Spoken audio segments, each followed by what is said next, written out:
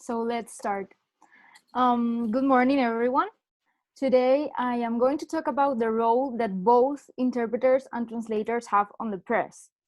I know that in the chart it only appeared interpreters, but I'm actually going to talk about translators too. So I just wanted to let you know. Why did I choose this topic? Well, I actually stole the idea, I think it was from Anna, who made a couple of weeks ago a speech related to her thesis, the one she had to write when she was in university. The truth is, I never know what topic to choose for these speeches. And if we take into account that I am currently writing my thesis, when I listened to Anna's speech, I had a revelation. So, for you to know, my current daily life is based on me sitting in this very desk, staring at my screen, trying to figure out how to keep on writing my research. Let's say I have like a writer's block. So, in order to break this writer's block, I have decided to share the things that I have been finding with you in order to get on and break this writer's block. And to be honest, I also wanted to talk to you about this because what I really want to do is to let off steam with you because have found some disturbing news, and I think that by sharing them with you, I could feel a little bit better. But before going there, I want to talk to you about how I have conducted this research. So, as the name of the thesis and the speech says, I wanted to see what kind of roles the translators and interpreters have on the press. And I have decided to check on articles between 2015 and 2019. I didn't want to limit the research on the Spanish press. I also wanted to see what the British press did, and I wanted to compare them. So I choose for newspapers, two Spanish newspapers and two British newspapers. The Spanish newspapers were or have been El ABC and El País, and the British newspapers have been the Daily Mail and the Guardian.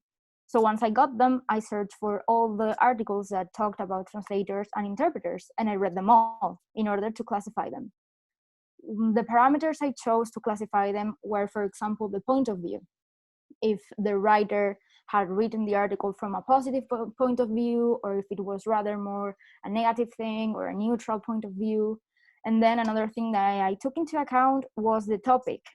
For example, if it was about audiovisual translation, if it was about interpreting for the refugees, interpreting for the public services, and all the topics that I came across with. So once I got that, I got the numbers, I got the parameters, I got the percentages, I got the figures, I decided to put into words those numbers. And this is what I have. For the Spanish press and the role of translators in the Spanish press, I only have good things to say. In the Spanish press, there is a significant amount of articles that talk about translators. And these articles are, most of them, written from a positive point of view. The articles writers give voice to translators, they interview them, and they ask them for their opinions. But not only they do this, but they also consider the difficulties a translator faces during their work. For example, how difficult it is to translate puns and jokes in TV series, and how difficult is making those same translations to fit with the audio of the TV series or the film. The articles also talk about precariousness on the market and unfairness that suffer some of the translators. For example, I read this article about a woman whose boss didn't want to pay her for the translation she made. Also, Spanish press talks about how important is the work of a translator. They defend this importance because they believe that the entertainment that we are currently consuming on a daily basis wouldn't be available for most of the people if it wasn't for the translators. Unfortunately, things are not as better for interpreters. In the Spanish press, interpreters are represented in three ways, as I have considered it. The first way is when they are not represented at all. And in order to explain this, I want you to do with me a mathematic exercise. The figures that I'm going to say are approximately, because I don't really know the amount of articles that are published by a newspaper daily. So I made the figures out, but I think they work for the purpose. So let's think that a newspaper in a month can publish around 1,500 articles. So that same newspaper in a year would publish 18,000 articles. If we take into account that I have chosen 2 newspapers and I have read articles from 4 years, we would only have 144,000 articles published in those 4 years for 2 newspapers. But the thing is that I only got 314 articles that talked about translators. So that made me think that there is a significant amount of articles that needed the help of an interpreter to be written, but the interpreters weren't mentioned. Maybe I am wrong saying this, and maybe really all those articles didn't need the help of an interpreter, but I have to say that I have my doubts.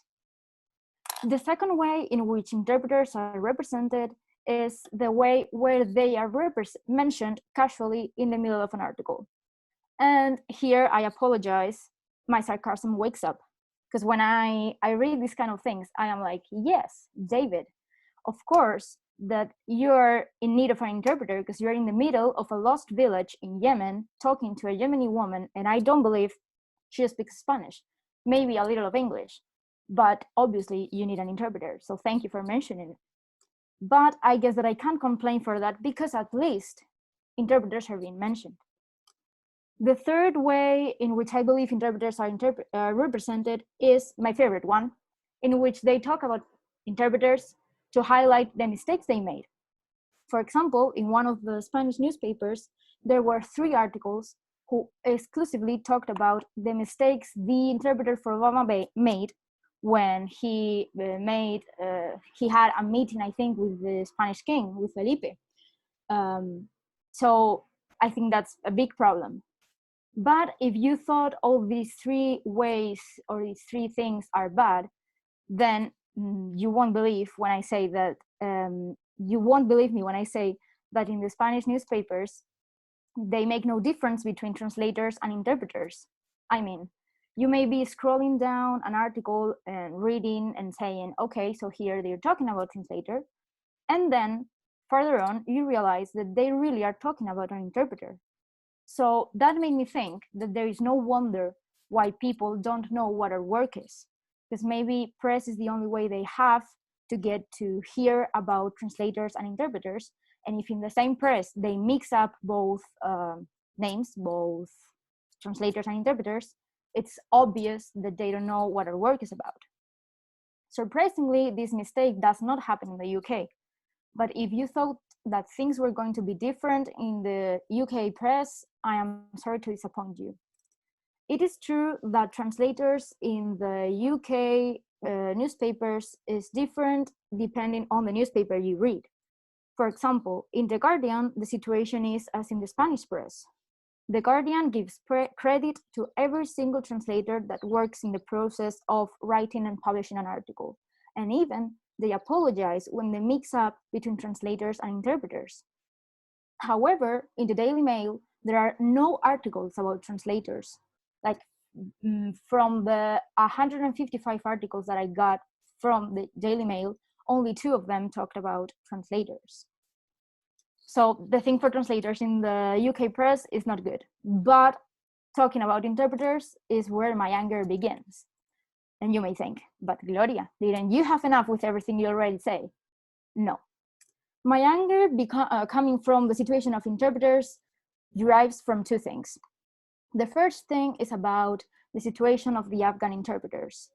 You may have heard about it, but there were these Afghan interpreters who worked for the British Army in Afghanistan during the war.